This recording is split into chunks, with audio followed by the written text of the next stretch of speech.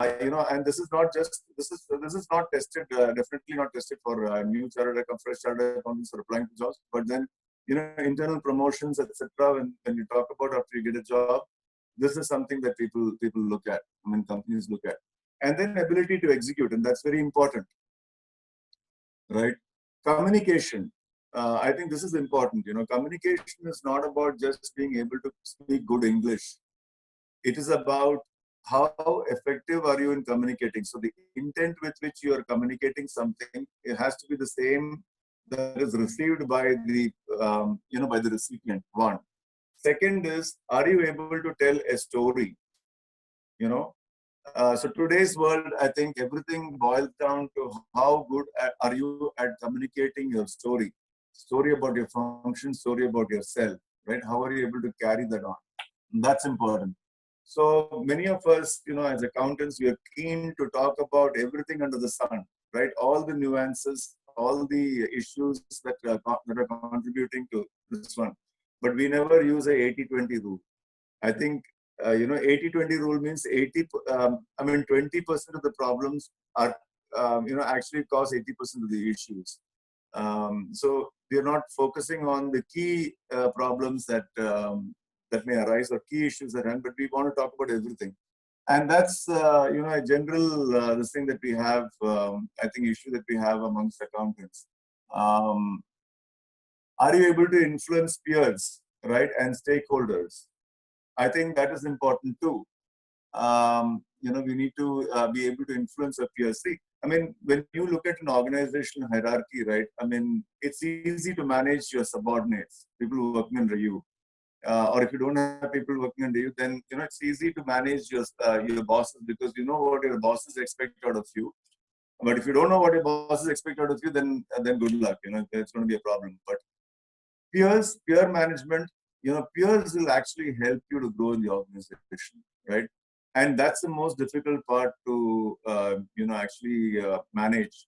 Primarily because peers are competitors. They see you as competition, right? And they are waiting for an opportunity to put you down, especially if you're a high-flying executive and you're really doing well.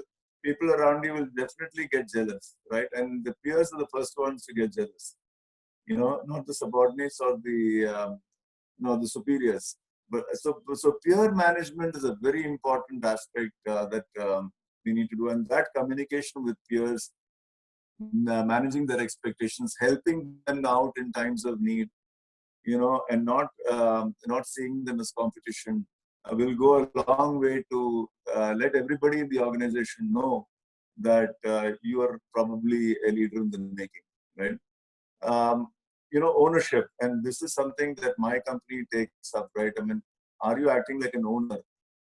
So are you acting like an owner for the function, owner of your role, of your function, of of the company at large, right? So that is very important. I think taking responsibility for everything that happens within the function, and being responsible for the numbers, being responsible to drive projects, being responsible to carry forward the goals of the organization.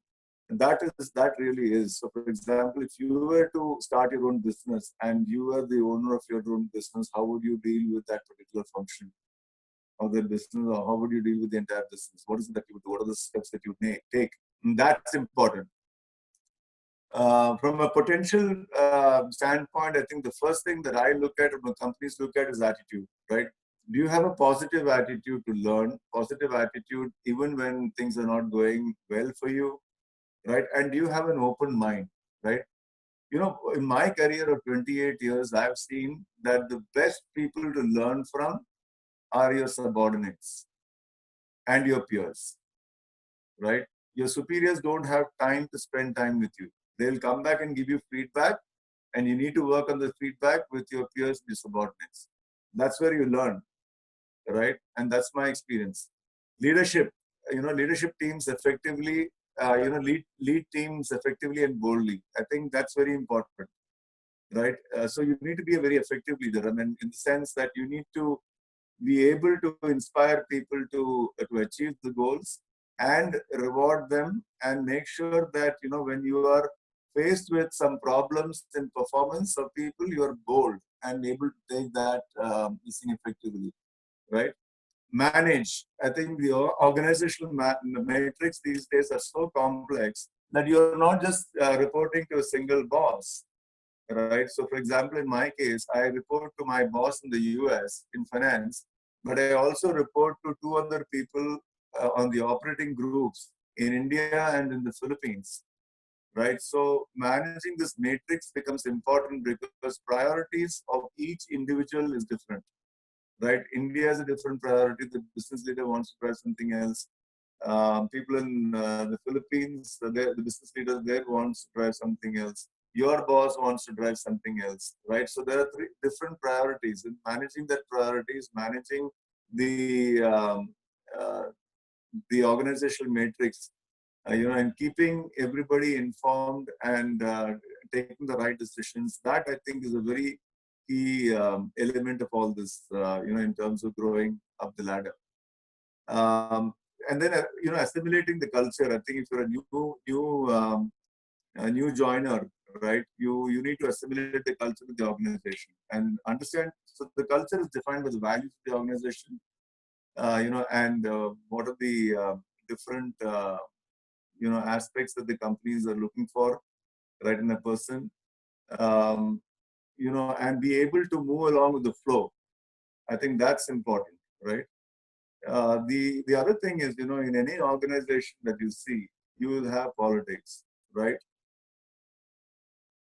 You know, being able to manage the politics of it, right? I mean, when you get into the organizational matrix, right? I mean, and if you have a complex organizational matrix, right, it becomes even more complex politics, right? And nobody teaches you this politics, that there is politics in an organization, right? And when two or more people meet, there is politics because there is a clash of egos.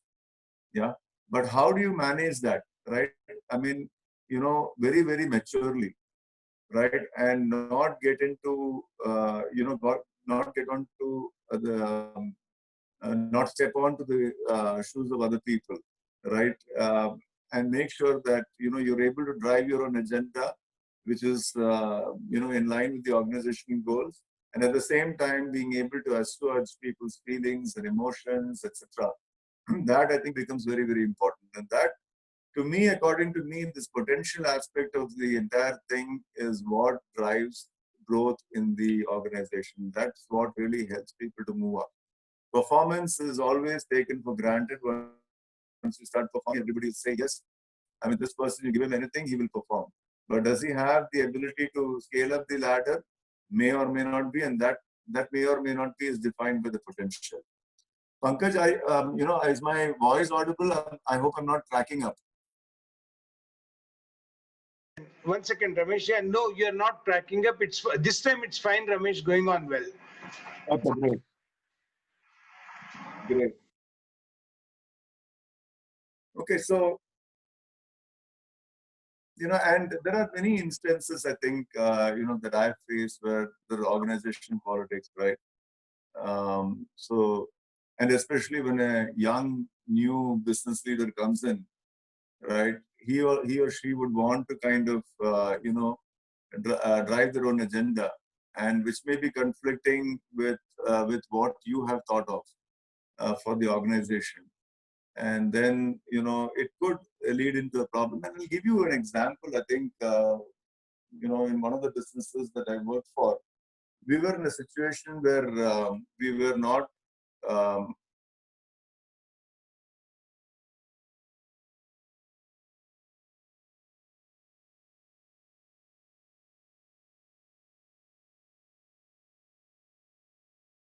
because I had worked with him there, and I knew him pretty well. So it was easy to manage the individual's expectations. But when he came to India, he wanted India to be as successful as the Philippines and was looking to spend money.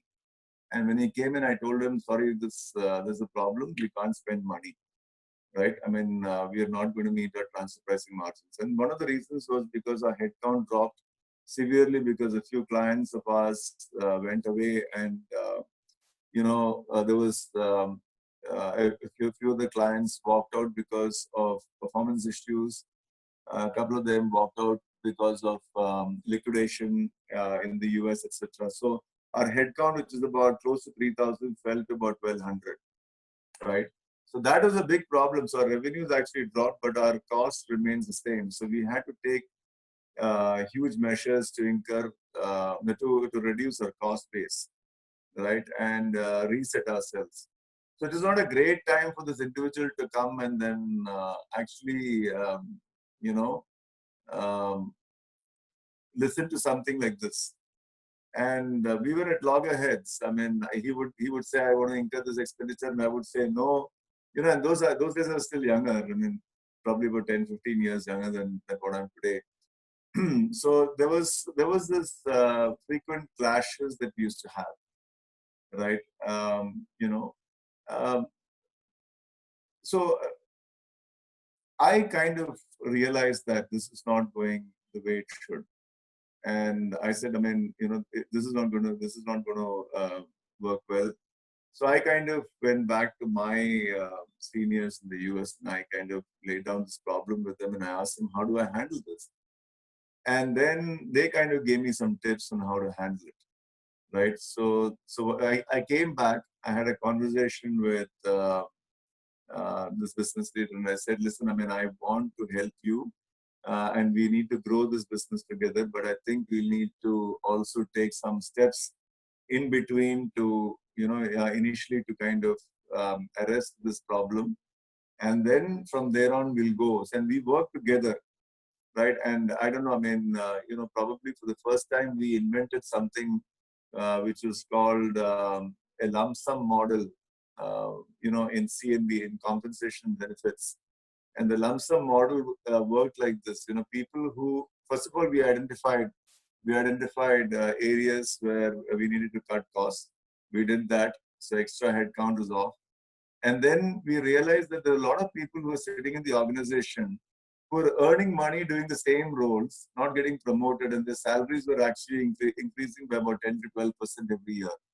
So we brought the EOP down, and then we put these people in the lump sum model. So what we did was we went to the market, got a payroll consultant, an HR consultant to do a market study on compensation, right, a compensation benefits, and we took the 75th percentile of that particular range, the higher range, and then we said, okay, we're going to limit people at this. So if people are crossing that limit or have approached that limit, then we will put them under lump sum. So lump sum means that, instead of getting a merit increase, which adds on to the cost every year, you are paid out that merit increase, in two installments, and it doesn't get added. So the base remains the same, and the cost doesn't, exponentially increase over a period of time. That probably we were probably the first in the industry to introduce that model, and I don't know if there's any other company that did that. But I think a lot of this, what I'm trying to say is that a lot of innovation in the way you manage things can happen if you work collaboratively, rather than working, at cross heads with each other. And that's how you that's an example of how you manage the associated politics, right? There could be there'll also be difficult people, right? People who don't want to change, right? Sometimes you'll have to put your foot down with them, and then talk about have open conversations with them, right? You need to identify the elephant in the room and then say, okay, this is what we need to tackle, right? So we need to have the gumption to do it, the courage to do it, and I think that and always do the right thing. I think that's important too. Sometimes what we do is we go along with the flow. We think that going along with the flow means that we will do anything that it takes to achieve business objectives and to achieve our own personal objectives. So we had a case recently. I think there was a pharmaceutical company in Hyderabad, Divi's Lab, and people would have listened to this. There was the CFO of Divi's Lab was actually a chartered accountant. He engaged in some insider trading, and now he's been caught. Right. So I think honesty, integrity, all of those things are very, very critical for us to be able to take the company forward, on a sustainable basis and to make our own careers very important and sustainable. Um, we can move on to the next slide. Yeah. So what can you do to be successful, right? And here's where I think I want to spend a little bit more time, right? So assuming you're in the, and I know a lot of people, I mean, a lot of my friends, Prem Nivasa, I can see him there. Obviously, I mean, a lot of this won't. I mean, he may not. He may find it, that this is something that he went through himself. But I think, for all those young chartered accountants out there, right, who's just beginning their careers, right, my first this thing, and we'll go bottoms up, right? When you're in the junior management role, right, I think the first thing is not to say, no to any role, right? Don't be choosy about roles. And I'll give you an example. So when I joined this company, which is in this thing of ANZ, right? I wanted to get into finance. I wanted to get into corporate finance. And that was why I wanted to get into financial services, right? But the first job that I got was to manage petty cash, right? I don't know how many chartered accountants or MBAs today would take up that role, right? And it was to manage petty cash for the entire organization. To me at that point in time, I did initially feel, oh my God, what am I mean, I'm a chartered accountant, I'm being asked to handle this role. Did I do my CA for this role? And I went and spoke to my boss about it, who was a CA from England and Wales, right?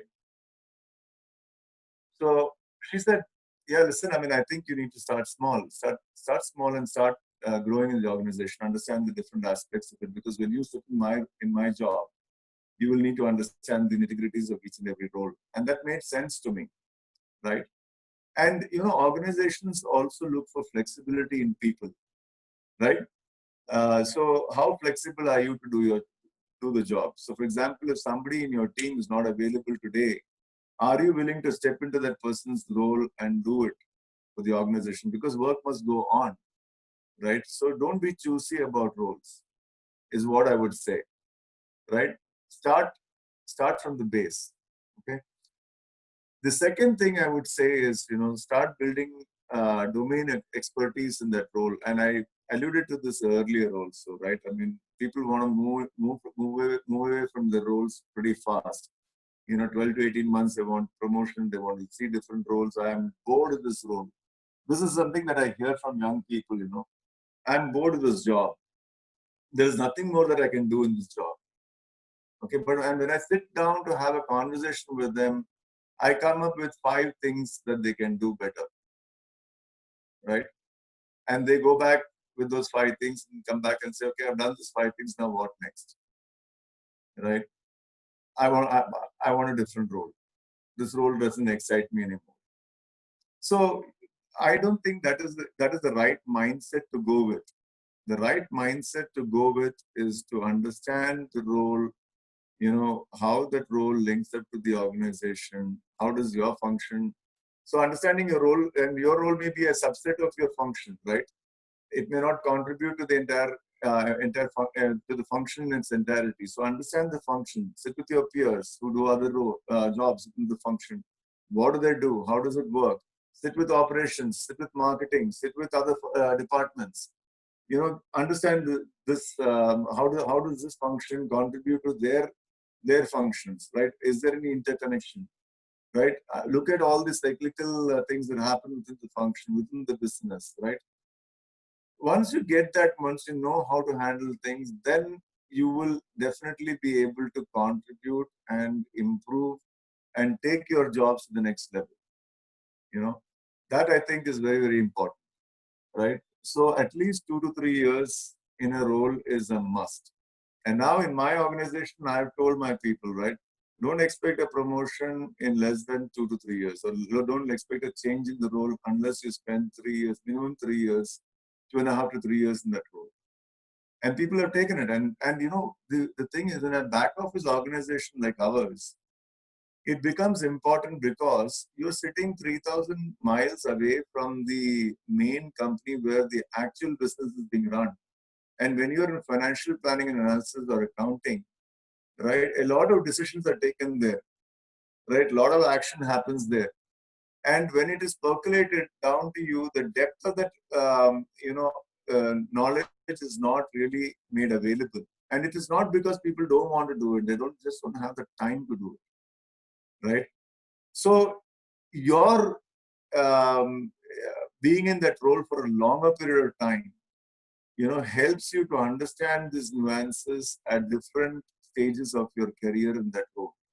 And that is why it is important for somebody, you know, to sit in that role for at least 3 years and understand the depth of that role, right? So the other point that I had was to look for lateral moves, you know, that will help you to gain critical experiences. Now, in our organization, we've kind of come up with this critical experience, gaining, right? And ours is a very flat organization, with about probably maybe 10 or 12 levels across, right? Versus some 20, 30 levels that you find in other organizations. So look for lateral roles. So when I joined this business, right, way back in 2005, I came from a pure back office role, right? I used to support the US, right? For me, getting into a core finance job was the first opportunity. And I didn't know what was the expectation from this role. So I spent a good 2.5 years in the core finance role for Hyderabad, for the Hyderabad site.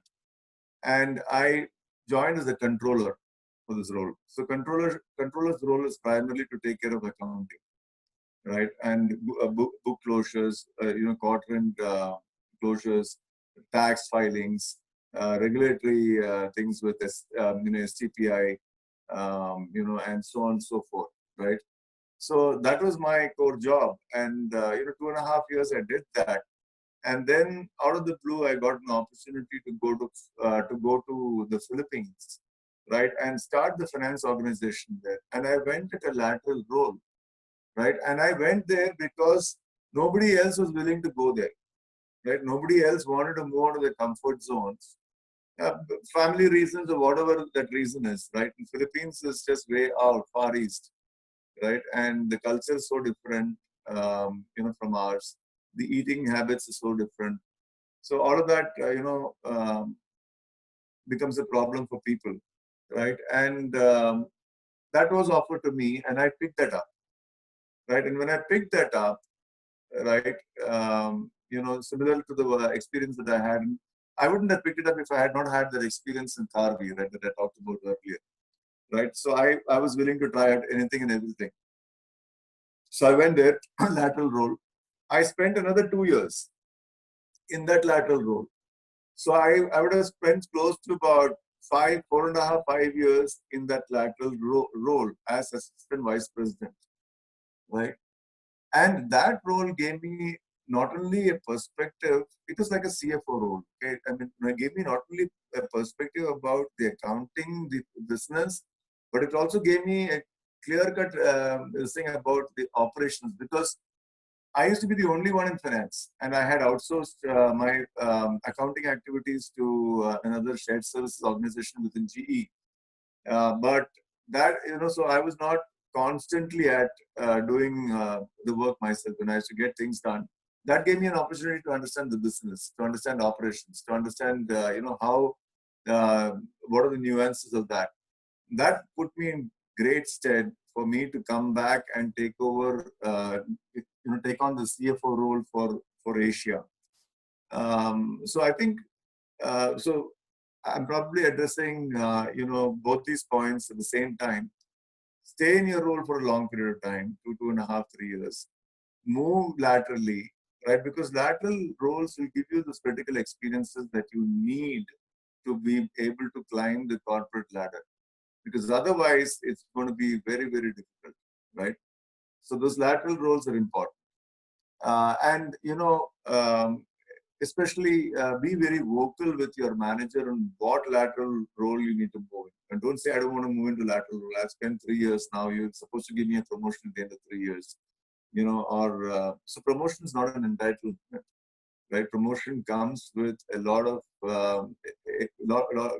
exhibiting with exhibiting your own capabilities and competence, right, and your potential. Right. And last but not the least on that is, understand business model and goals and try to connect your role to the same, which is what I discussed, earlier as well. I think it's very, very important for you to do that. Right. And you may not get to the depth of it, but you may understand, right? For example, I said, how do you spend time with your peers in other functions? How do you spend time with other superiors, right? That is very important. How do you understand how different parts of the organization work? These are some of the steps that you start doing.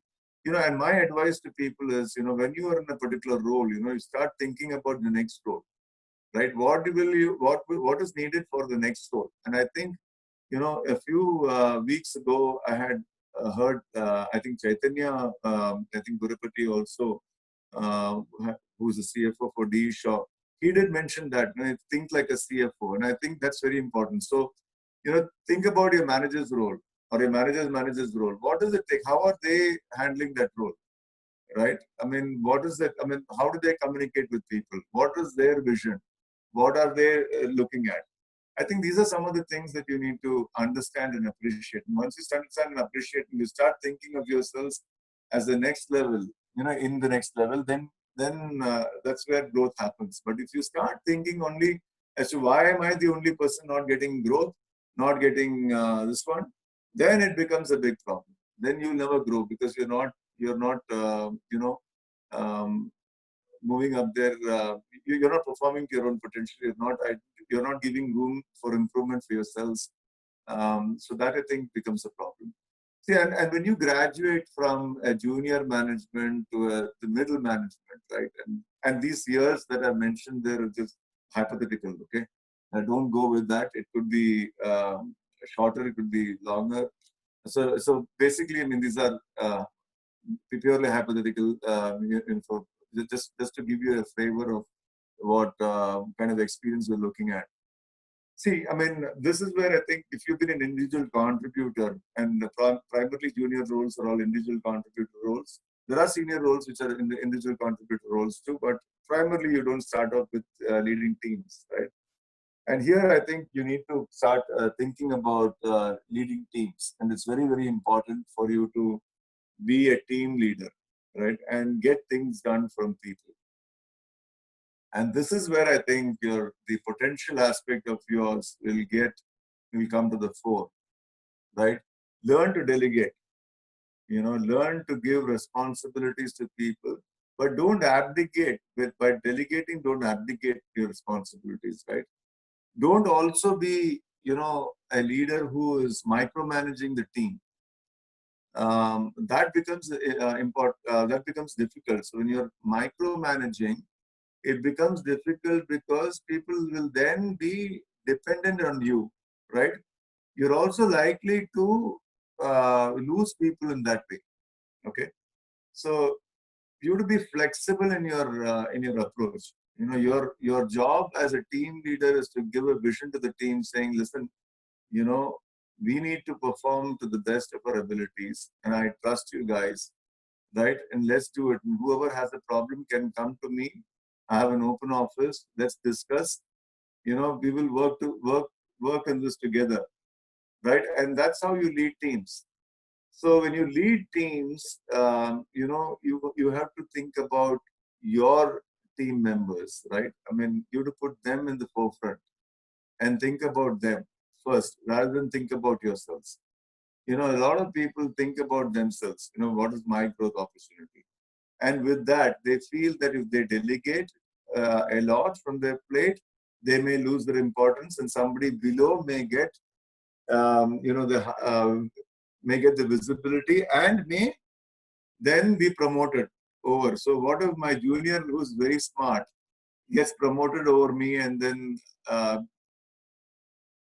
and then becomes my boss, right? So I'll tell you an example here. In fact, 2, 3 examples, right? I had a team when I was in the back office function in Genpact before I moved into GE proper. I was working for GE Healthcare, and I had a team. I had hired a team of smart people, right? And when you're a team leader, right, you have to hire people who are smarter than you, right? People who know things, who can get things done, very good at Excel, very good in communication, right? Excellent, analytical abilities, much better than yours.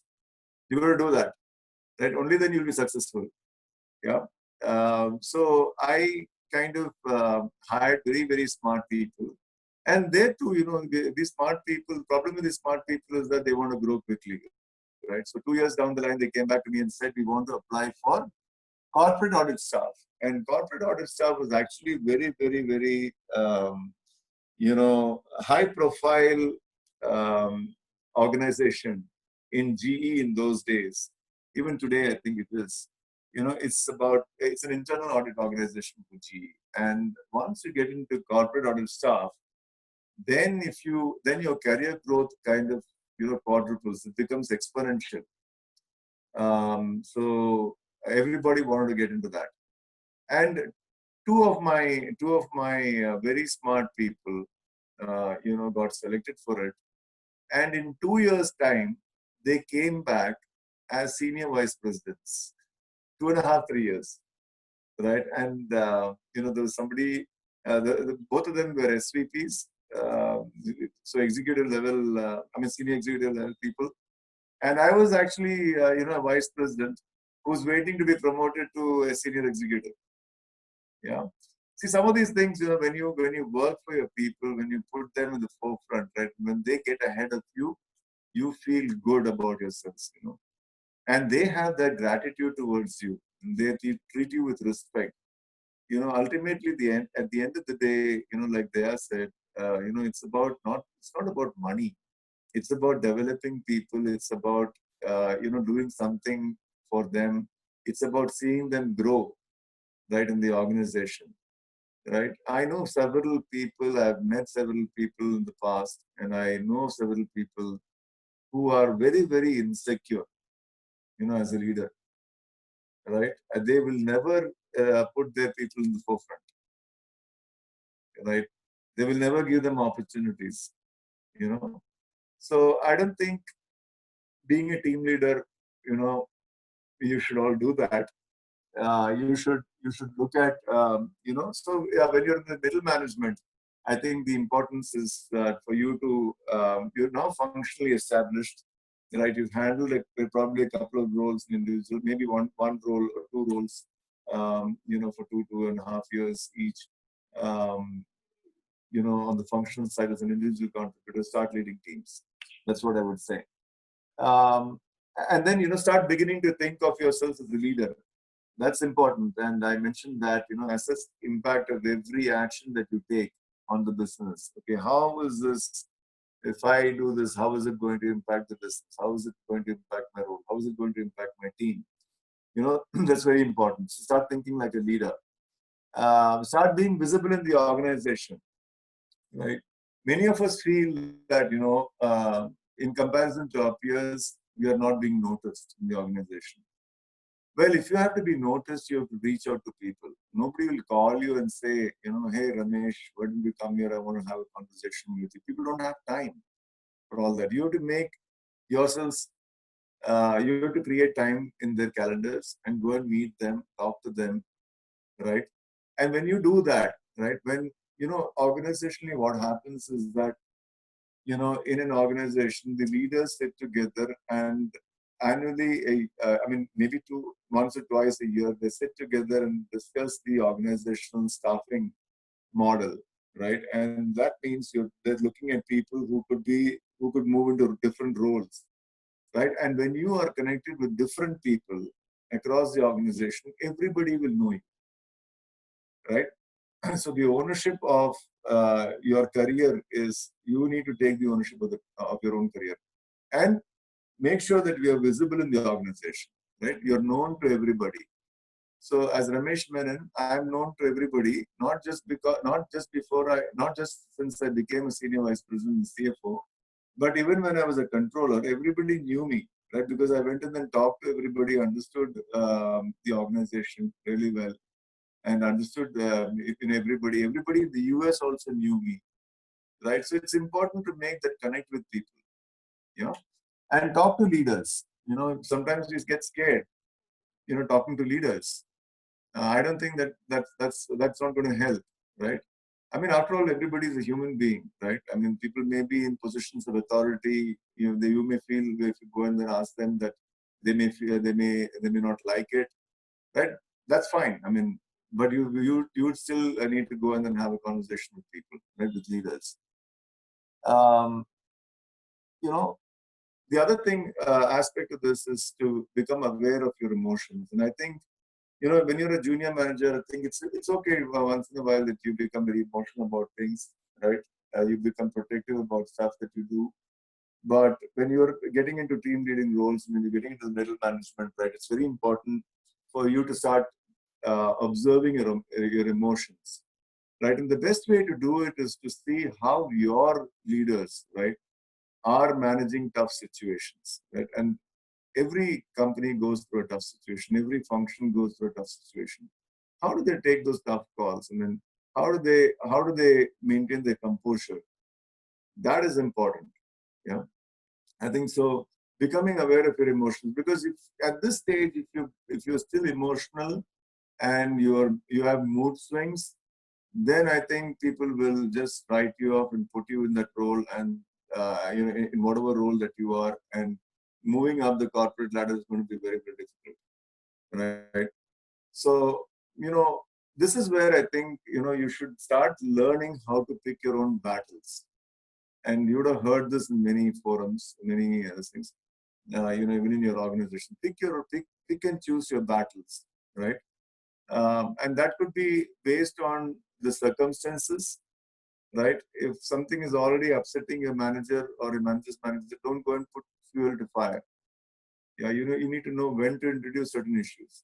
But if there's something that's already burning, then you may have to bring it up and say, hey, listen, there's something already burning. This is important for us to handle. I'm sorry you're going through a tough time with these issues, but I need your help, right? That is important. But you don't brush things under the carpet. But you know, there is some issue that is bothering you, and it's been bothering you for a long time. But there's something bigger that your boss is handling, your manager is handling, or your manager's manager is handling, or the organization is dealing with, right? So let's say, for example, you know, the organization. I mean, let's say this COVID has resulted in a lot of issues for the organization. Revenues are down, cost is remaining the same, right? The cost is becoming a burden. So your you know, efficiency ratio, which is the ratio of your total cost to revenue, is actually going up, right? I mean, that is not good, right? At that point in time, when you go and then ask about your promotion, which has been stalled for, which you've not got for the last 4 years, is not going to hold you in good stead. And this is the opportunity. You know, every challenge is an opportunity, and this is an opportunity for you to step up and show your leadership skills, which will then be noticed by the organization, which will catapult you into the next level. As and when the hiring freeze goes, you know, promotion freeze or whatever that the organization is going through actually happens. So I think this is very, very important aspect, and a lot of us miss the bus on this one. Yeah. Seek opportunities to participate in cross-functional projects, and this is very important. I think this will give you exposure, visibility with other functions, you know, with your boss's boss, right, his boss, probably even with the CEO. So this is very, very important. And be an active member of that you know, group, co contributing.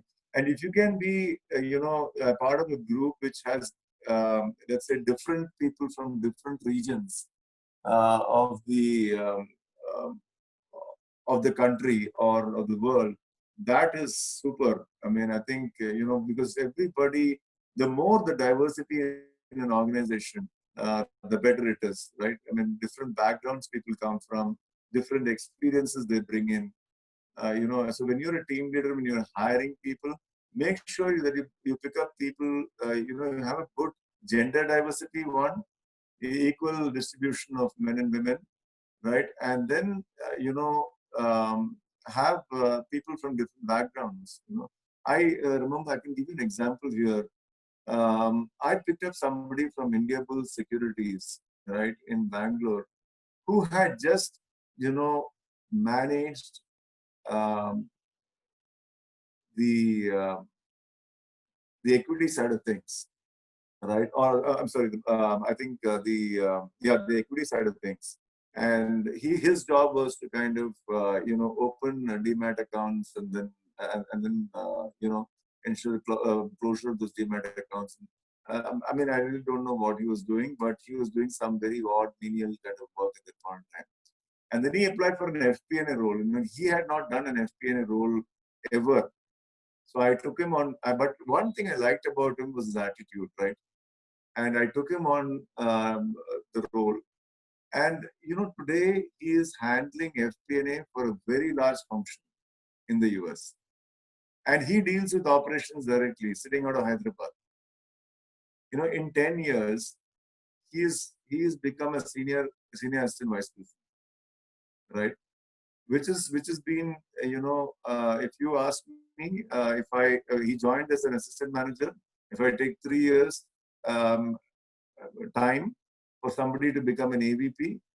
So in 9 years to become an AVP based on our organizational structure, right? But in 10 years now he's going to become a level 11, which is actually a senior AVP, right? Amazing kind of guy, right? Very logical, but from a very humble background. He's not a chartered accountant. He's an MBA finance, but very humble background. And I have people also who are very smart as well, right? Now, when he joined the organization, he found that there are a lot of people who are smarter than him. And he went and then asked them to help him, right? He didn't know ABC of Excel. He didn't know, he had not worked in Excel at all, right? He had not handled anything very analytical.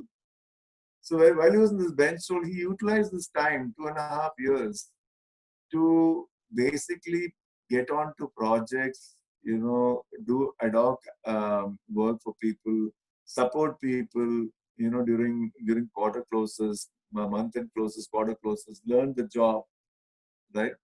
And then there came a point in time when a particular role opened up in collections department where they needed a financial analyst. Okay, so today he is the operating finance leader for collections department.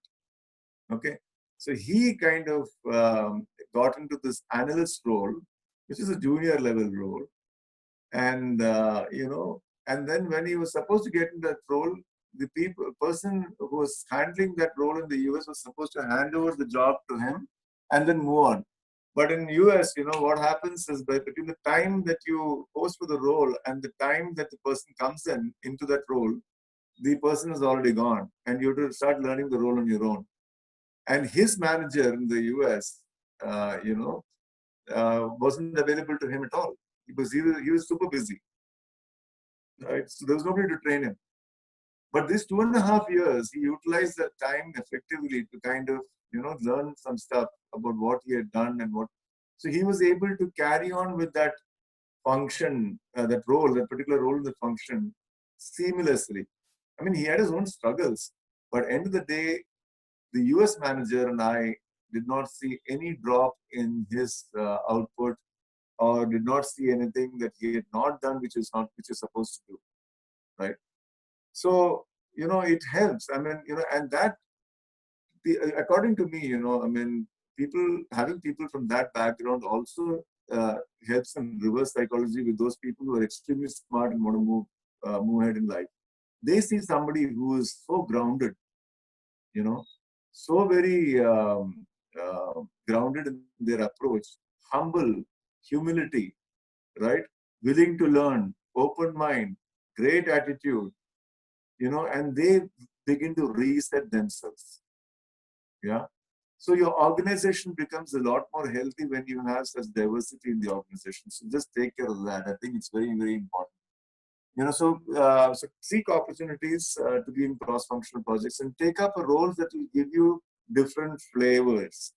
I think so. For example, if you're in accounting, within accounting, there could be a regulatory portion that you may be handling, right? And get into that. I think that is very important. Um, Sorry, just give me a second. Um, so that's very important. I think it's important for you to um, yeah. Ramesh, okay? Yeah, no, I think the problem that I'm facing here. You can see the screen? I can see the screen. So since I'm talking to you on a mobile, right, from a mobile, I mean, I'm not able to see the screen properly. So I've parallelly opened up my iPad here. So not iPad, I mean the Lenovo tab here, my daughter's tab. So I'm using that. Okay, so I think you know that's also important. I mean, taking roles. For example, if you're just doing accounting, right, or account reconciliation for accounting, and then you move into a regulatory reporting role, and from there you move into you know, financial reporting role, right, you're preparing the financial reports, you know, for the organization and submitting into the relevant authorities. You know, so that's another thing. For example, company law board. I mean, you know, um, the MCA and so on and so forth. So the registrar of companies, etc. So a lot of regulatory, you know, this ones that you have. You keep doing those roles, and then so the adding this different flavors to to your repertoire also helps you to grow, right? I mean, it helps you to understand the function better. And once you become a senior person in the organization, you know exactly what your people are doing, right? And therefore that helps. Um, when you look at moving into your leadership role from a middle management role, right? Taking up challenging roles outside of your comfort zone, that's very important. You know, and this is where I think not that it's not important in the other levels, but here I think, you know, people expect you to kind of take up challenging roles. You know, you have to be leading from the front.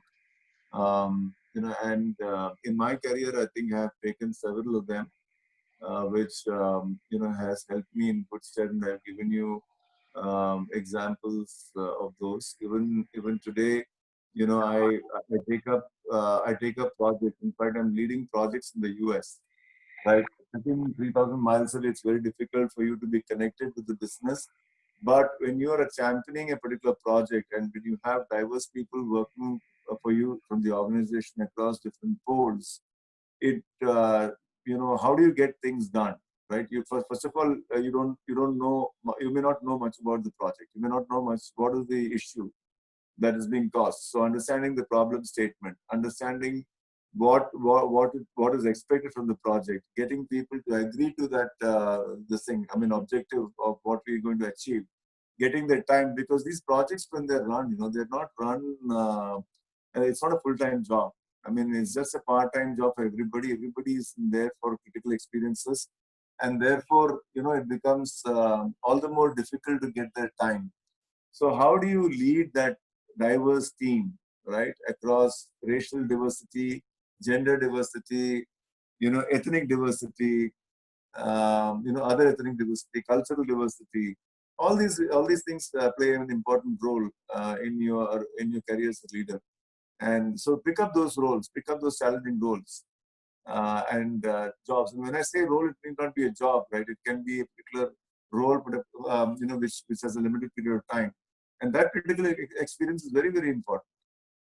So ask for it and then take it up, and then identifying projects within your own function and championing these projects becomes very important. So when I talked about cross-functional projects, today as a leader, you need to identify what projects can be driven in your team so that your teams are engaged or as engaged as you were when you were in that position, right?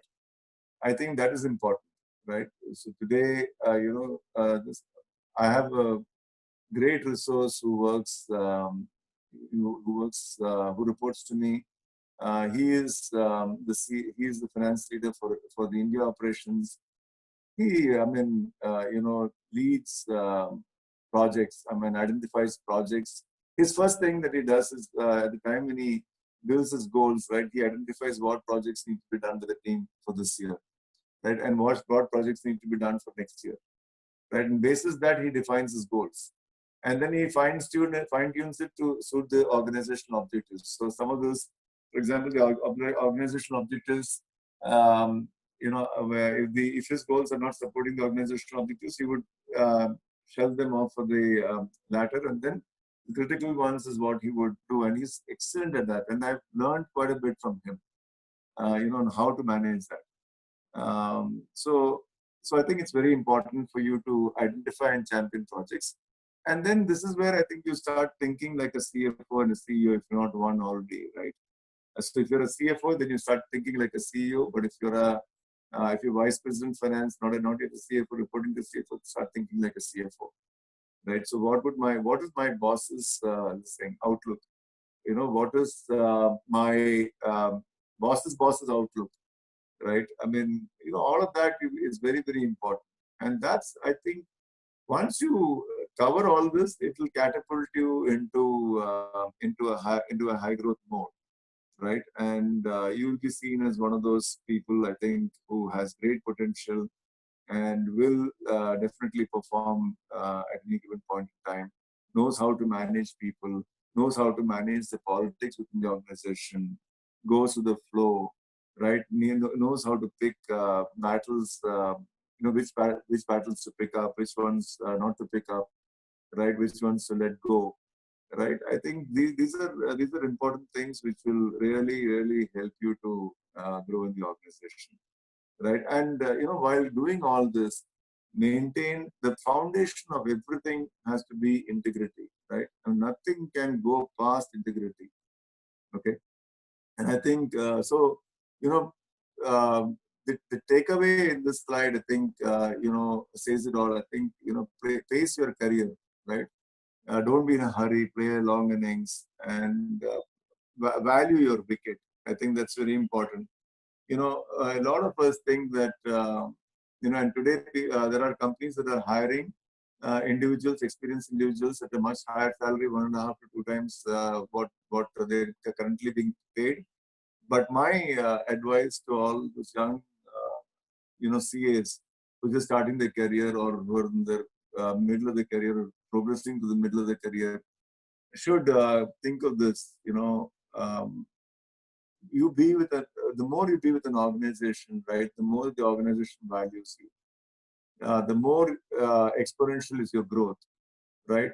And I've seen it myself. I started off with a very low salary, and today my salary has grown several times over, right? Maybe about 20 times over, right? Over the last 20 years, which is still great. I'm not complaining, right? But I think that is very, very important. Play very long innings in the organization. That is what will take you to.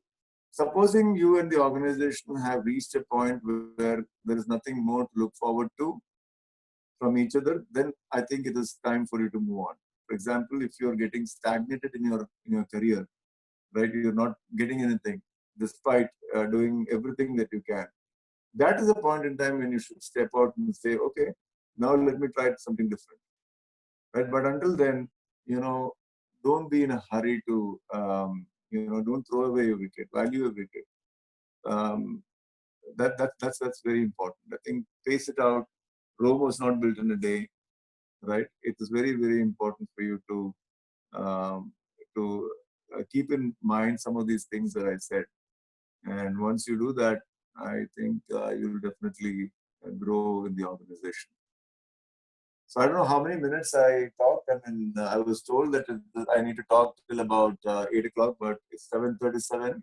Hey, Ramesh, Um, not a problem, Ramesh. We have some questions also we can take, but I think yeah, absolutely. So I just thought I'll give some time for questions.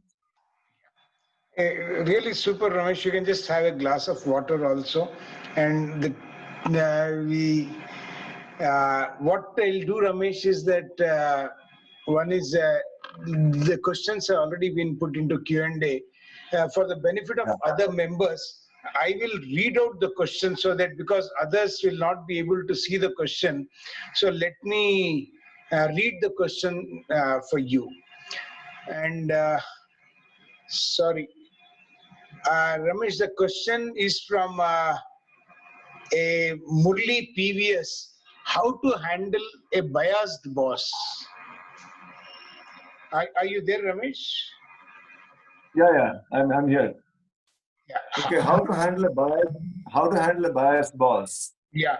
Yeah, so listen, I mean, I think if you go with the attitude that he's biased towards you initially, things are not going to work out, right?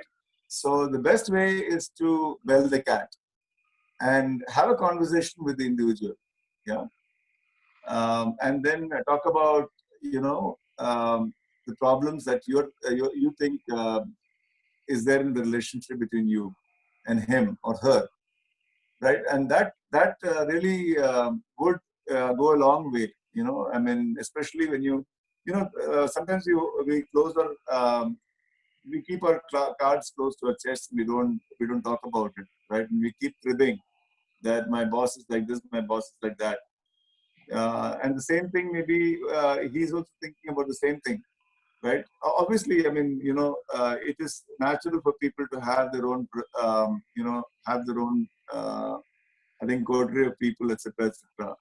But in most cases, those can be broken as well through being open, having an open dialogue.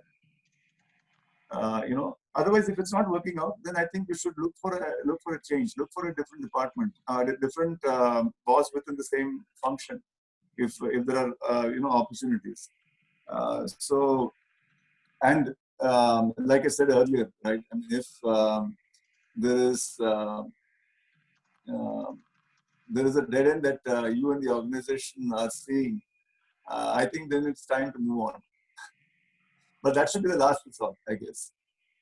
I hope I have answered the question. Yes, Ramesh, definitely. And the next question I'm taking is from Murli PVS. How to move ahead in a complicated dynamics of organization? I think that the total talk was all about that. Yeah, so I think I addressed that. Yeah, I think I addressed that. See, I mean, I think organizations are getting more complex these days, right? With multiple stakeholders across, and everyone having different expectations. I think again, I mean, see, a lot of that depends on what connections you have with people. So networking is a very, very important thing that you need to take care of, right? So network with people, and you may feel that certain people in certain functions are not worth spending time. But as you go through the organization from your junior levels, right, start building that relationship with people, right, and start having good relationships with them, start building positive relationships with them. That will help you to manage the this thing. I mean, expectations. And when you are very, very open and when you discuss things with people in an open way, there will be an appreciation for it. If you find people playing politics, I mean, it's all right. I mean, you don't have to lose your cool and then start fighting with people. But listen, I mean, there's a way to communicate about that. There's a way to deal with it, right, in a mature manner. I think once you start doing that, then people will start appreciating you. and that complexity becomes, less complex. See, things become more complex, especially when people work in their own silos, right? And if you are willing to break those silos, you will see that others are also willing to break their silos, right? And that's where the common objectives come together. And when common objectives come together, then working together becomes much easier. Uh, so that's important. Thank you, Ramesh. The next question is, which role should a CA take up as a fresher if he wants to become a CFO in future? There's no straight answer to this. I mean, I became a CFO. My first role was petty cash management. Yeah. So don't talk about roles. See what you can do in that role, right? And when I got into that petty cash role, I found that the controls were lax, right? I mean, people were not submitting their statements, their expense statements on time, and it was not getting settled, right? It was lying. A lot of that cash was lying with them. It was not getting settled, and their limits were not being reinstated. So all of that happened. So we brought discipline into that structure. And from there on, my next role, if you see, if I tell you, we went into fund management. I went into banking straight. So handling petty cash to handling banking, and when I handled banking, I got into securitization. I got into discussing limits, on overdraft with ANZ Inlays. I got into several other complexities, right? But if I had said no to that role, I would not have had this experience, right? And with each step of my career, I took, roles that were challenging. And when I did that, then my probability of becoming a CFO grew much larger. So I think that's something that you should. So don't be choosy about roles. I mean, so take whatever role that you get. Don't aim for a role. I mean, so if you're applying for a particular role, even if it is an accounting role, do that well. Do that to the best of your ability, and see what you can improve in that role, in that function, and then move ahead in life, in your career. Yeah, Pankaj bhai, just to add one thing to what Ramesh has said quickly, I think the young chartered accountants have to think about participating in a larger manner in MSME sector, which is today needing a lot of CFO level people. But unfortunately, the reality is that those people cannot afford to have that high quality CFOs. Rather, one suggestion which I have for all the young chartered accountants is, we need to actually think about it, Pankaj bhai, to create a mentoring program in our Hyderabad branch, where what will we do is, if the young chartered accountants are able to join MSME today, because there's a big opportunity in MSME and they do not have the right set of people, the people have to create their own space now. It is like Amitabh Bachchan's story. At the age of 75, there is a role which has been designed for him. So similarly, I think chartered accountants also have to understand one thing, that if you are willing to do something big and large, there's a bigger opportunity and a larger opportunity in a very big landscape, which is like MSME. And you have people like Ramesh and a couple of them like Chaitanya and all, who can actually play a role of mentoring them. I think we should think about this thing, Pankaj. It's a very good idea which I think we should implement. Yes, yes. In fact, a couple of very good questions are there, which I want Ramesh to take up. Ramesh, are you there? Yeah, I'm there. Ramesh, the next question is from Amit Lalwani. After praising you about the wonderful session, he has two questions. How do you value feedback? Is the first question.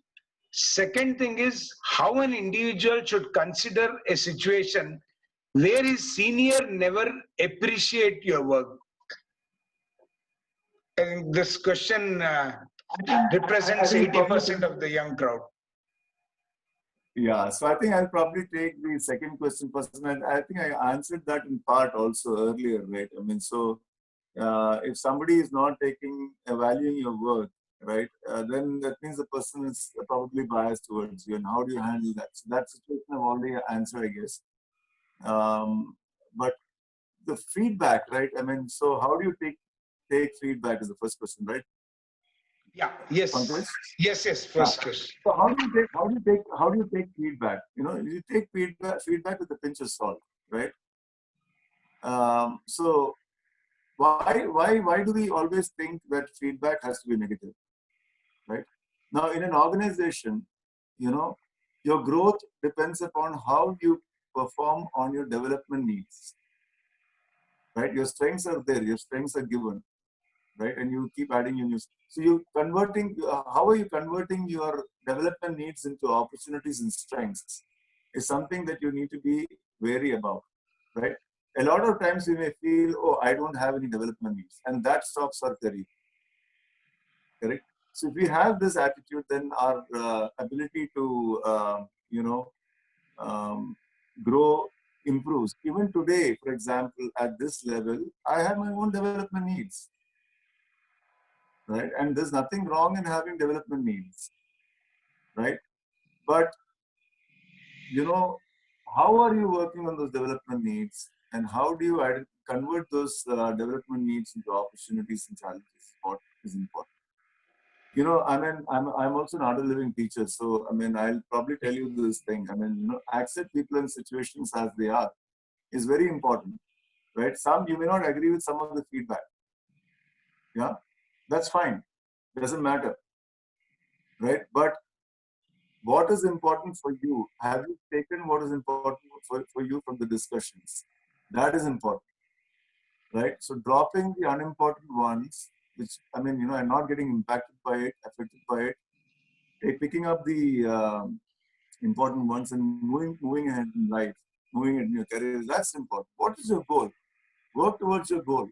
What do you want to become? You want to become a CFO in the next 10 years, right? Do that. You know, from a CFO, you want to become a CEO, right? Again, you'll have development needs. You'll have opportunities. Have you worked in sales? Have you worked in marketing? Do you know how those functions work?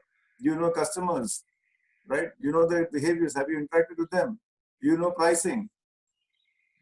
You might have done only accounting and FP&A. You may have a fair understanding, a better understanding of the business by doing FP&A, which is financial planning analysis. But have you have you been a commercial manager? Have you done commercials? Right? Have you sat across the table and negotiated deals? Right? Have you met customers? Have you talked to them? You know what they want. Right? So there are development needs, right? So take it with a pinch of salt, right? I mean, so and then be positive. That's important. And if it's a difficult boss, I had a very difficult boss. It's not that I have not had very difficult bosses. I mean, my first 10 years of my career, I had very, very difficult bosses to deal with. Right? But I adopted this approach. There's only so much you can do. You can do only what you can control. You cannot control other people's minds. You cannot control other people's egos, right? But you have to manage that within the entire structure of the organization. And that's important. Thank you, Ramesh. The next name I'm not reading out, but the question is, can you please give some advice how to start the career after a gap of 5 to 6? It's from a female participant. Can you please give some advice how to start the career after a gap of 5 to 6 years due to personal problems? Now, what skills should I need to equip myself with as they prefer others over me? Yeah, so I actually hired somebody in my team to work for the US, right, as a financial analyst. She was a financial analyst with a particular company. And after marriage, and after having children for about 7, 8 years, she did not work. And she wanted to come back, right? What is something that I saw in her that made me hire her was the willingness to learn, right? She had lost touch with Excel. She had lost touch with so many other things in life, but she wanted to come back and learn. Right. So I saw the urge in her to learn. I think that's important. I saw a great attitude in the person. Right. And I knew conceptually. I had tested her conceptually. On her functional knowledge, she was good. Right. and she could exactly spell out what she did in the past. Yeah. So, once this is done, I don't think there can be any organization in this world that can reject you. So I think you'll have to show that you're willing to learn. You're willing to, I've done this in the past. This is my experience. Tomorrow, I know I'm getting into a very changed environment, right? Very changed organization. Things are not the same as it was before, but I'm willing to put my heart and soul into the job and learn. That's important. I think expressing that and showing the intent towards that, keeping an open mind, etc., it will help you to get back into your career. Yeah, great advice, Ramesh. Great. I'm just taking the next question from Samba Shivrao Gorijala. And I think you answered it in part, but what should we do when there are politics in the organization? How to handle with this? Yeah. So firstly, I think the difficulty that we face is to accept the politics. Correct. How should there be politics in an organization? Why can't people work without politics? Isn't it? I mean, that's the first thing that we see. But when two people or two and more people get together, there's going to be politics, right? Not just two people. I mean, more than two people get together. And there are three or more people, politics is going to happen, whether you like it or not, because of egos, right? Because of people wanting to drive their own personal agendas. They start creating silos. First thing happens is you start seeing silos being created. Oh, this cannot be done here. This cannot be done there. That cannot be done. This cannot be done. Right? So you got to just accept it and see how you can wade your way through. My father gave me a very, very sound example. Sound advice. Sorry, when I was starting off in my career, and he said, and he worked with the Reserve Bank of India for about 35 years, right? And doing multiple, and politics in semi-government organizations, quasi-government organizations are much more than you know. You think it is not there, but it is definitely there. And he used to tell me that, when you are traveling on a road in a car, suddenly you see an obstruction. You go and hit the car against the road, against the obstruction every time. No, you won't. Right? You'll find a different route and move forward. Similarly, in an organization, you have to wade your way through and find openings that will lead you to your goal, but in a different way. You have to be flexible and have an open mind to change your approach with people. And you cannot have one approach for everybody. It has to be different strokes for different people, because there are different minds in different people. That is very important. So that's how you navigate. And how do you navigate? It will depend upon circumstances. Again, they cannot be single brush that will give you one-stop solution for everything. Accept politics, but don't do politics. Can we say that? At least we can stop. Correct. 100% right. Don't get involved in the politics, and don't do politics yourselves. Be a role model. The next question is from our friend Ramesh Tejomurtila Rammurthy. In present day, people want to reach good heights very fast. In the process, sometimes ethics are seldom. Your advice to young generation on this aspect to have a steady, committed growth. He has not changed, Ramesh, from our graduation days. He's the same simple guy, always ethical. Anyhow, you just take the question. Yeah, no, I think you're right, Ramurthy ji. Ramurthy Garu. So we used to call each other by names earlier, but now since we become very senior, I think we are respecting each other a lot more. So not that we didn't have any respect for each other, we were good friends. That's what I meant. So, I think you're very right. I think, and I think I had answered this question also in part earlier in my speech, that it's very important, for you to be ethical. See, the base of everything is ethics, right? If you're not ethical, then, and if you want quick growth, you're doomed to fall. it's like a pack of cards. You know, there's no foundation. You see, in a pack of cards, there's no foundation, right? One wind it blows and then everything falls down. Tak, tak, tak, tak. It comes down. The house of cards comes down. So it shouldn't be like that. Your edifice has to be strong. Your base has to be strong. You should be unshakable in your integrity, in your honesty, in your ethics, in the way you do business, in the way you interact with people, right? Once that is established, then, you know, your growth is going to be there. I mean, and so much so in some cases, you know, growth is probably going to get a little slower. Your growth is going to get a little slower. So therefore, I think it's very important for you to make sure that you grow through your own efforts, through your own abilities, and not through unethical means. You know, and we have several examples of how people want to grow their businesses unethically. Mahindra Satyam, before Mahindra Satyam proposed Satyam Computers is one classic example. Enron is another classic example. So many examples, right? I mean, we don't need to take them. I mean, I think there are so many examples of companies going bust because they want to grow unethically, right? They want to do things unethically, right? GE is another one, which used to practice, ethics, talk about ethics. But ultimately, when it came to brass tacks and when they needed to improve the quality of their share price, right? I mean, they adopted to some little bit of unethical means too.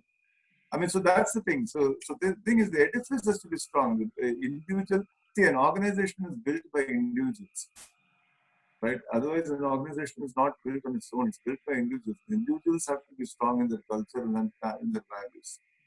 So I agree with you, Ramurthy. It's very important. Youngsters especially want to grow at any cost, and I think it's very important for them to understand this. That's growth does not come with sustainable growth does not happen like that. Thank you very Sustainable much. growth. Sorry. For the paucity of time, we are almost touching 8 o'clock. I'll just take two more questions and try to do it separately. One is about how to deal with a previous employer who is trying to sabotage my new job opportunities by giving negative feedback. So I think I had that experience too, but I think the only way to do it is to perform. So listen, I mean, I tell you one thing, I'll draw an analogy, right? I mean, I used to love cricket. I mean, I still love cricket, right? I mean, I love sports, right? I was not a very great player at playing cricket, but I used to play with Pankaj during college days. So there is a saying, right? When you are not considered. So for example, I always take this example of Navjot Singh Sidhu, right? When he came in, right? Everybody said that he's not I mean, in Ranji Trophy, he had amassed runs, right? And then he got opportunities as an opening bat. And when he was a player who never had any strokes. He was a strokeless wonder, right? But then and everybody labeled him like that, right? So similarly, I think previously also he was playing like that. I mean, very slow accumulator of runs and stuff like that, and never really push the scoreboard fast, right? So therefore, he came with that thing, right? And people, his teammates also, when they were talking about him, they say, "Ari, he'll stand here and then he'll start playing slowly, accumulate runs and stuff like that." Right? But how did he progress from being a strokeless wonder to a strokeful wonder? That is through his performance, through his attitude, through changing his approach, right? And he became one of the most exciting openers, that we had for some time at least in one-day cricket, and even in Test matches, he used to play very freely. So that's how you change. So if somebody is labeling you and trying to sabotage and scuttle you, make sure you're giving your 200% on the job and then proving yourselves that you're much better than what that other person is actually saying about you. Your boss should then feel that, or your manager should then feel that, yes, I mean, and the guy is biased. That will happen. So why did you give you 100% or more? So criticism is the only answer to growth. Sorry? Criticism is the only answer to growth, that you are growing. When people start sabotaging you, it's those people who are actually moving forward in life. For them only it is going to be there. Absolutely. I mean, and you have to take criticism. I mean, criticism is part of this thing. I mean, there will be people who will deliberately do it. There will be people who will be genuinely doing it. Right? It's for you to identify who's what, but ignore the ones who are deliberately doing it, and then take the advice of ones who are genuinely doing it. I think you'll grow in life. One question from Pradeep Kumar Mahapatra. How we can handle the boss who is taking action based on wrong inputs without verification?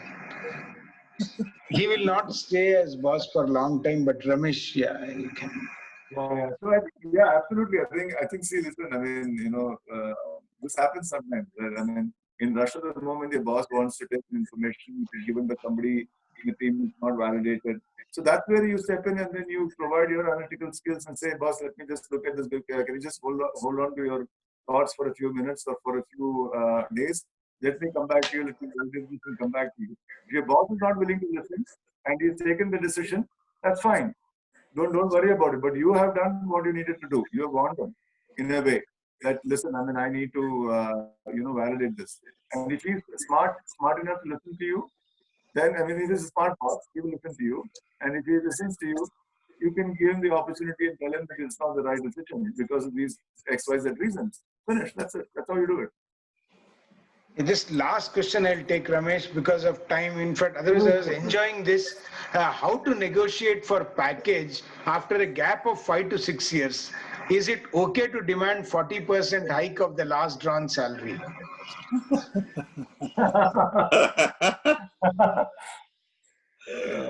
I mean, are you It's talking a about the biggest same dilemma, organization Ramesh. Try to or a understand. similar organization? Person is not in the market for 5 to 6 years, and now ideally, if he or she would have continued, it would have been almost double salary, you can say, with the 10% every year. Yeah. So listen, I think it goes back to the earlier question. I think in terms of what career. I mean, how do you get back to your career right after 5 to 6 years? Can you demand 40%? No, I don't think so. You can demand 40%. Right? You got to take what you need to take. There's a colleague of mine. There's a teammate of mine who worked with us in the past in operations. Went on to Amazon, led a lot of projects in Amazon. Quit Amazon at a very senior level. Then he went into a startup. The startup got, it closed down. He was searching for a job. He reached out to me and said, "Rameshwar, I mean, you know me from the past. I worked in operations. I want to come in and work with you." He came 4 levels down. 4 levels down, and at a salary which is probably 30, 40, 50% lower than what his last round salary was. So if you're coming back from a break, don't expect a 40% jump. You'll be lucky to be, if you're lucky, you'll be hired at the same salary that you were drawn last time, or 90% of the cases, you'll be drawing a salary which is lower. But if you're in an organization and you're not getting the merit increase which you deserve, you're not getting the rating which you deserve, I think it is important for you to have a conversation with the boss to understand, not to blame. Okay, again, don't blame. Understand what is it that you're lacking in comparison to your peers, which would enable you to promotion, which will increase your salary and stuff like that. That is important. I think the way you put across your Dukkad Kahani to the boss also matters. Huh? If you say, "Oh, I have not been, having this promotion for the last 10 years," I'll give you my example. I mean, before I became senior vice president, right? I was vice president, and I was vice president for about 6 years, right? And after 3 years, I asked my boss. After 4 years, I asked my boss, "So what is it that will help me to grow in the organization? What is it? What is it that I am lacking today that are not being considered for the next level?" Right?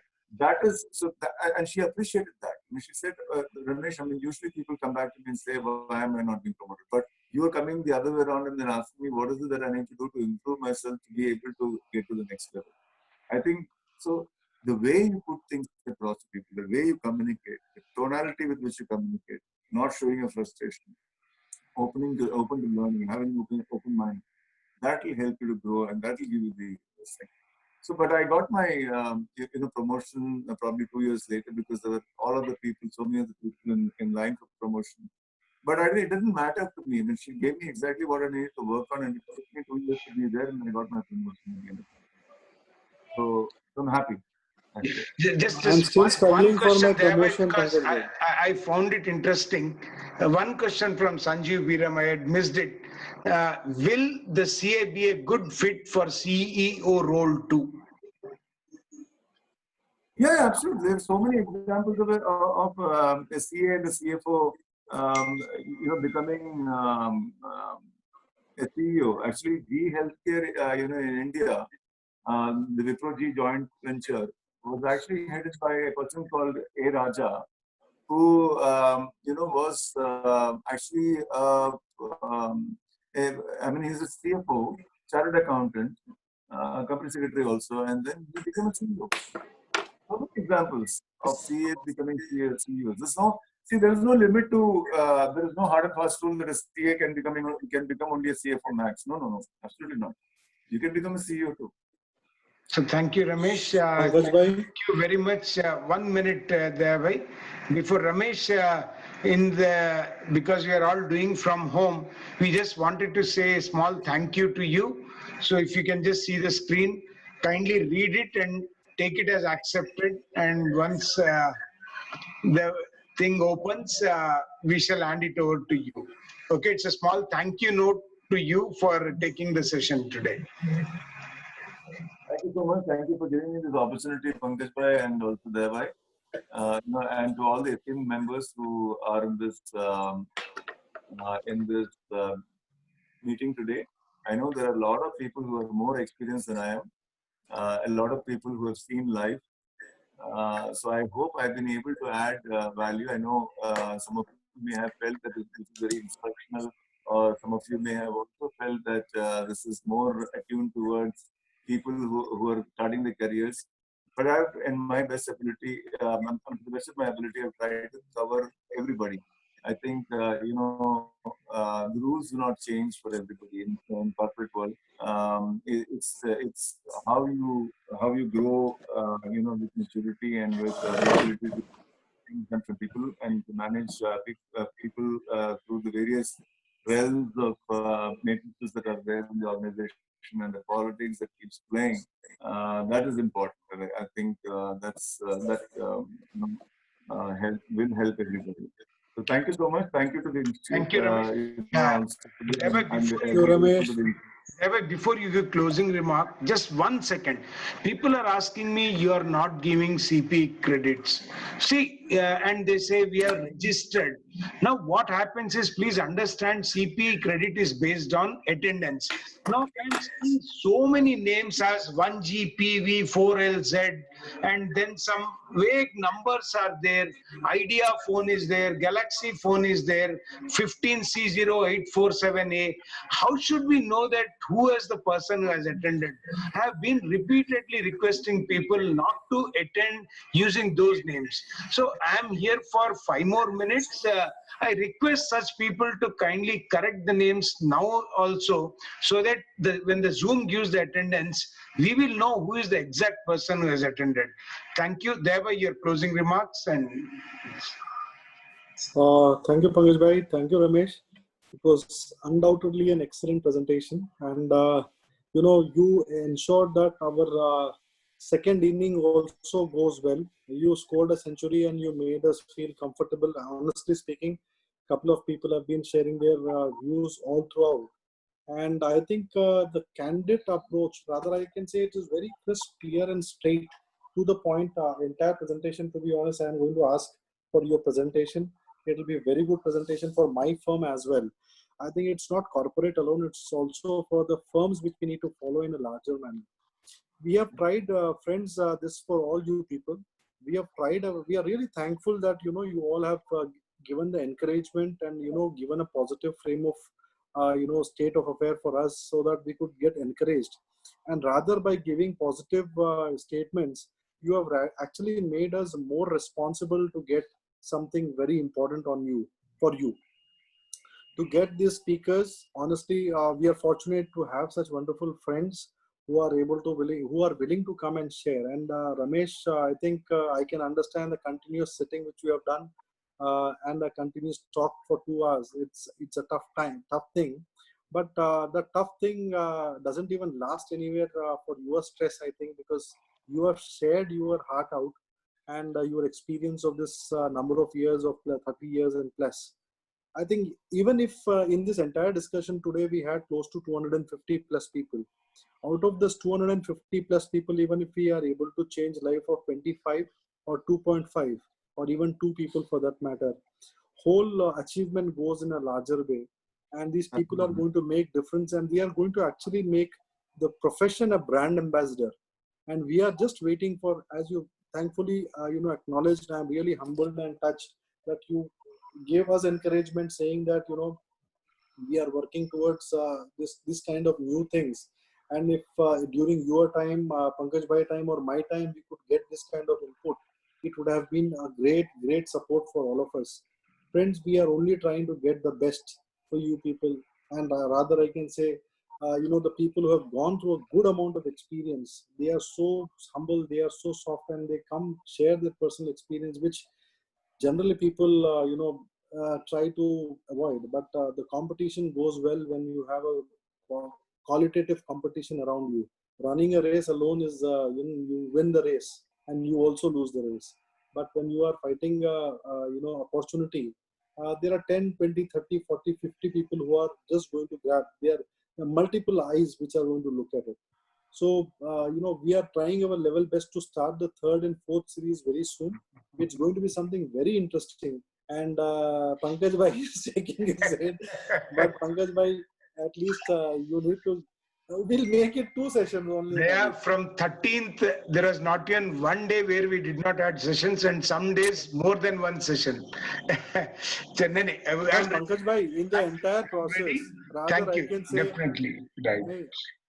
Pankaj Bhai, in the entire process, I can say you and I, whoever attended the sessions, at least you and I can say that, we have kept our videos off. We have learned so much from these people. We have been good friends with these people. But the fact is that learning experience to be attentive, because you need to be there available always. So it's basically when you are sleeping and there is an morning में जो भजन होता है, or might be Suprabhatam hota hai, when you listen to it, it continuously come to your ears. You might not chant, but there is a blessing which comes with it. So listening to all these people when we are on mute or might be without the video, it's like a blessing for all of us to gain that kind of confidence. And might be a couple of statements which Ramesh has also today made. The age category, which I generally say, is something very, very true. It cannot be a situation. God has given blessing to very few in the world on the planet Earth, that they could succeed at the age of 25, 26, 27, but it is not applicable for all. We all have to go through a process of learning. Age is every age bracket, whether it is 25, 35, 45, 55, only after the age of 50, 55, you actually become an achiever. That is all something which we all need to understand. And we are really thankful to all these participants, Pankaj Bhai. I think, you and I used to initially think whether people are going to join us.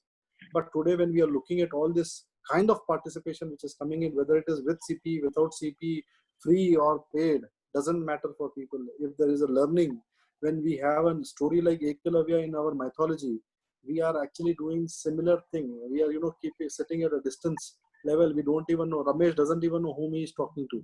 Rather, I can say he can only see the list of people which is there. But I think the people we should be appreciating the person who is speaking to a computer on a continuous basis without even knowing the faces and the expression which are there. We have to be thankful to all the people, and we have to give a detailed letter to all the people saying, our experience has been different and their experience should have been different. And really thankful to all these participants or attendees who have actually made things happen, gave us a lot of encouragement, gave us a lot of positivity, and we also understood there are people who are willing to learn on a continuous basis. So this is something which is very interesting. And thank you, Ramesh, for your time. Thank you, Pankaj Bhai, for all your support and encouragement. Yeah, Rajamouli stopped with Bahubali 2, but I think Danyas is bent upon taking Bahubali 3. Anyhow, I can't call myself Prabhas, but as a worker, I'm always there. I only wished I could have called myself Prabhas or Bahubali, but I'm there for you.